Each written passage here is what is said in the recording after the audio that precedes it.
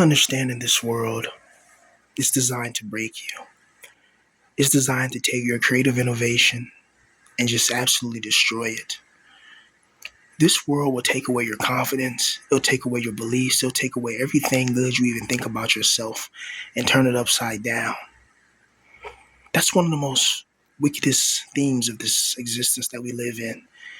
It seems customized to destroy us, it seems customized for our pain. Why do we have pain receptors in the body? Why would a good loving caring God put the ability for us to feel pain, create certain types of snakes and venomous, creatures and poisonous plants that directly attack the flesh, that directly attack the nervous system, that can cause brain bleeds and all this? It's like it's designed to attack the flesh. It's almost like this God took our souls and trapped us inside this flesh prison in order to torment us. We have short lifespans. Some of us can't even make it to even 21. Some people don't make it to 30. Some people don't make it to 50. Some people have an old life and then they end up regretting the life that they did live. And some people don't even have a chance to live at all because they get spawned in some type of Epstein Island type of crazy crap and they don't even have a chance. It's absolutely brutal. Like, this world is just, it's definitely made by a maniac. Think clearly. If you had the power to be a god, would this be a world that you made? And then this world has the nerve to call you a failure, to say that you're the one that failed, you're the one that's a loser, you're the one that is not successful in this evil world. Meanwhile, this world is designed to break you. This world is literally designed to make you go crazy. You try to maintain, you try to get your copes, you try to do everything right, and this world still attacks you. This world still comes at you. And it's just, there's only so much a person can really take before they just snap and break. And once your copes run out, once you run out your cush, you run out your favorite food, you run out of your EBT, you run out of your little money, whatever you have stashed up, and then life hits you in the face and you can't get your copes. That's when life really hits you and has you on the ropes, man. It's brutal. Life just knocks you out and keeps on knocking you down. But you have to remember this. It's really not your fault that you're in this position. I know some people will be like, oh, that's just coping. It's all your fault. But it's like, no. There's outside external forces that we have no idea that even exist, that are able to manipulate our lives and are manipulating our lives so we can behave a certain way, so that way we can be at a lower energy frequency. There's certain events in our lives that will never take place because if it takes place, it raises our vibrational frequency, which means that if you become a millionaire right now, the chances of you feeling sad and feeling alone is going to decrease. It may return, but as of right now, just that you went from being broke and being treated as a joke to a multi-millionaire. You get to have the women that you want, the kush that you want, the food that you want, the house that you want, the car that you want. That's going to make you a lot more happier. And if this God knows that, it's never going to give you any type of chance or put you in situations or events where that can even become a possibility. Instead, your only possibility would be like working at McDonald's, working at Amazon, doing like Uber Eats, stuff like that. Like a low pay, low wage type job, because it keeps you in check. It keeps your loosh farmed. It keeps your negative energetic manifestational frequency, at a level that it can be farmed. So you're going to feel negativity, waking up every day doing what you don't want. You're going to feel depression. You're going to feel stress. You're going to feel isolated. Coworkers talking about you. All that toxic energy is going to be aimed at you. And then if you try to fight back against it, it's just going to make it worse. It's a weirdly sophisticated system we're designed in. It's designed for evil. It's designed for wickedness. But don't let people tell you that you're the failure and you're the problem. Especially if you're a creative person, because in another realm, in another dimension, all your creative talent would have paid off. In another realm, you probably would have been the next Vincent Van Gogh. In another dimension that values art instead of values, money and all types of human obsessions and addictions and evils. In another dimension, you would have been valuable. Whatever talent that you have, whether it's drawing, writing, singing, whatever it is, just know in another dimension, you probably would be able to be a superstar in another world. Imagine a super Earth, an Earth that can hold 100 billion Earths, and you become a superstar there. You get like 10 million people. That'll make you a star. At least maybe not. Maybe there'll probably be mega stars bigger than that when you have an Earth that big. But basically what I'm saying is you'll be famous enough to feel kind of cool, and have people buy your music and support your products, but also there's enough room for everybody to thrive and survive. Why can't we have a super earth like that, where it's like so many resources that, you can have just grapes falling from the trees, or every single tree bears fruit.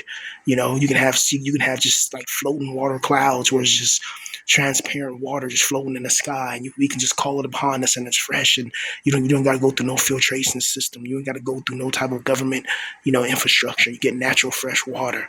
You know, you can use magic. You can use hidden powers that they tell us that we don't have. All these dormant powers that I believe humans have. We can utilize them, and we can fight our way out of this evil wickedness that we're trapped in, man. This world is a brutal one, and it's not meant for you to really thrive and survive, bro. It's weird, but just understand that you didn't ask to be your height. You didn't ask to be your race. You didn't ask for any of this, man. You wanted to be happy. You wanted to be successful. Hell, you just wanted a girlfriend. You wanted to be accepted. You wanted female validation and verification. You wanted to have a girl in your life, in the world. Well, it had other thoughts. It had other options. It had other plans for you. And these are plans that you didn't subscribe to, but it's plans that nonetheless the world just pushed upon you. And there's nothing you can really do about it. That's what I dislike about this world. It's like it does whatever it can to try to just take away your confidence. It chips away at your peace. And that's brutal. Imagine your whole life having your confidence eroded and never having your confidence sustained. Doesn't matter if you have a talent or not. And then when you fail, because everybody around you said you're a loser, you're a failure, you're never going to become nothing. And then when you actually never become nothing to be a failure, they look at you like they're surprised. When they're the ones that were kind of egging you on, with the failure and never becoming nothing. But you have to be strong. You have to believe in yourself, man. It's difficult. When you have a talent and when you have something that you believe in, it's difficult to find the strength. It's difficult to even find the strength when you don't have a talent. Just to wake up every day and try to get through the day, that's difficult.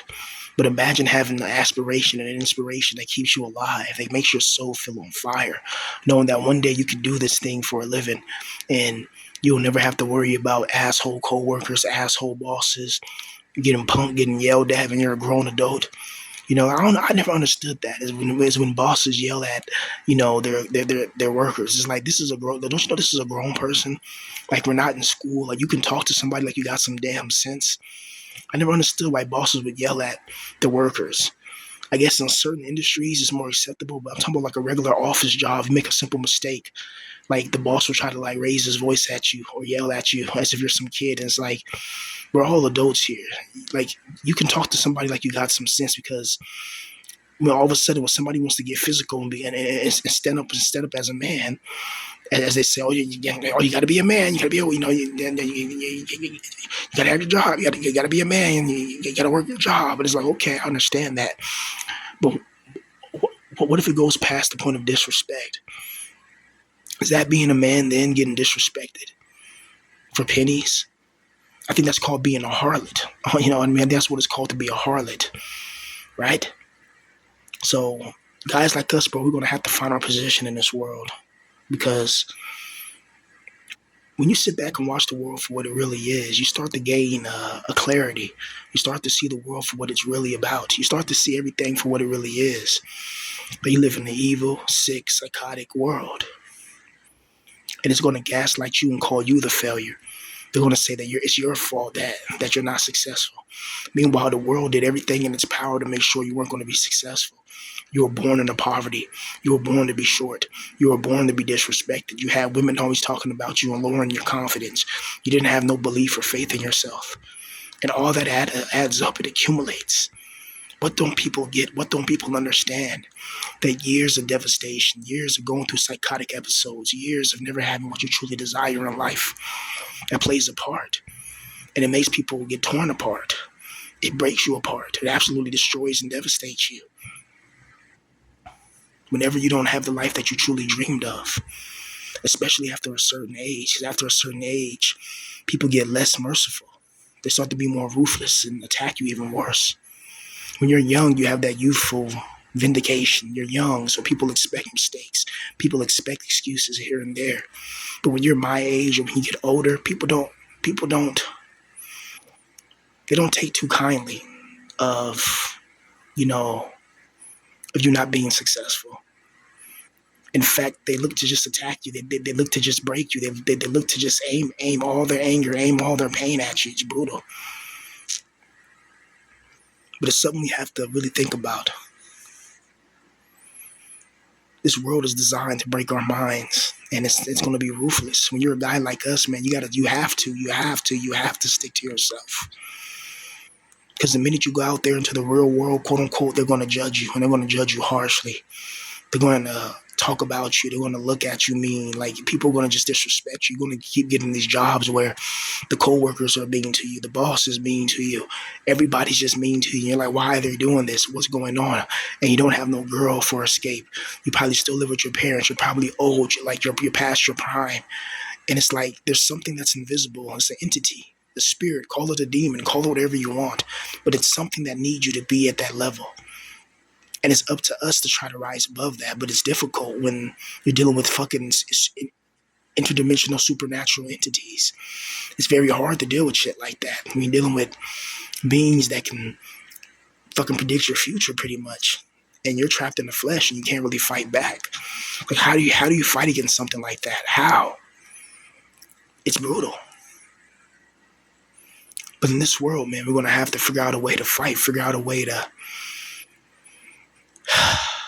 sustain ourselves mentally, physically, and spiritually, because at the end of the day, guys in this position, all we have is ourselves. We don't have like a bunch of backup. We don't have a strong military. All we have is ourselves. Nobody wants to see us win. Nobody wants to see us successful. Everybody wants to see us down and defeated and destroyed. Nobody wants to see a guy like us succeed. Guys like us succeed. And a guy like me succeed. Nobody wants to see that. Nobody wants to see good things happen to us. That's why when good things happen to us, people get mad. People get jealous. People try to sabotage it. You know, it's like and they know you've been through stuff in your life, but they don't care. They're mad because they don't have it. That just shows you the selfishness of people and why the proletariat would never rise up against its overseers. Why we'll always be too busy competing against each other, fighting amongst each other for the scraps and the rats and the booby traps. Meanwhile, the people at the top get all the snacks. They get everything that we can ever desire and more. So don't beat yourself up, you know, because a lot of us never had a fair chance. Like, if you're 25 years old and you're comparing yourself to a 25-year-old who had a mom and a dad, and they got their first car at 16, you know, they start working at their dad's job, they're able to get their, you know, their first apartment or their first house, they got married at 22 and they're doing good in life. But meanwhile, you at 25, you know, at 23, from 19 to 23, you was a NEET and you was depressed and you went through stuff and you got teased and humiliated, and you're 25 and you may have your driver's license, you may have a car, you may not, you may live with your parents, and you may have a totally different life than the other person that's 25. So you can't really compare yourself because you didn't have the same good eggs in the basket as they did. They had good eggs in the basket. So whatever hatched was pretty good. But you were the bad egg in the basket. So, you know, for whatever reason, life had it out for you. For whatever reason, life chose to attack you. For whatever reason. And you got to remember that. You know, you got to remember that, and you have to really think about it. Like, for it to be so many people in the world, how did I end up with a life as messed up as this? A life where people that you love can just snatch from you. You know, not by the ones, not by the twos, not by the threes, but by the fours and the fives. You can lose 5 people who you've known your whole life within the span of a couple of years, or within the span of 1 year, and your whole entire existence changes. You go from being a safe NEET to going through your mental episodes in your room, going through psychosis. But you have your grandmother there at least.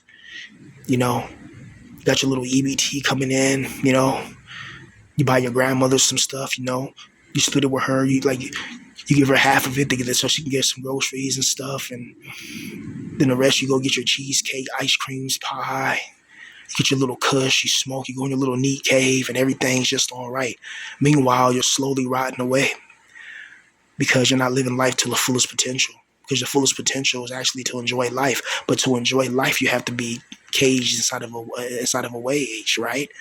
So basically, people want you to enjoy life, with the money of some Twitch streamer making $20 million a year. Meanwhile, these jobs are paying you 20,000 a year, if that. 20, 40, 60,000 a year, if that. They're paying you less than 100K a year. Yet people are telling you to live your life, but when they mean live your life, they mean go and be a corporate cuck, be somebody in corporate. You know, no one ever tells you to follow your dreams and ambitions and that you can achieve it, that you can do it. Nobody ever tells you that. People always tell you what you can't do, especially a guy in this situation, especially a guy in this position. The world likes to put you in your place, quote unquote. The world likes to remind you who you are. The world likes to shit on you. Guys like us, bro, we're not meant to be happy, it seems. It's like the world is designed to try to break us, honestly. And a lot of us were already broken. We're already trapped in sorrow, trapped in misery. We're already trapped in it. But the world just gets more vicious. It gets more sick. It gets more twisted. And it shows us no mercy. When do we have our validation? When do we have our vindication? When we have a day where people like us who are always losing begin to win? And win in a big way, like something that changes our life instantaneously, something that changes our life for the better. We get the girl that we always wanted. We get the money that we always wanted. We get the success we always wanted. We get the power. We get the influence. We get everything that we could only dream of. We finally get it. We finally obtain it. When can we have that day? When? Because a lot of us deserve it, man. Yes, I said it. Some things we do deserve. And if you went through hell in your life, you've been through shit in your life, and you never had a good in your life, you deserve it. You deserve to be happy.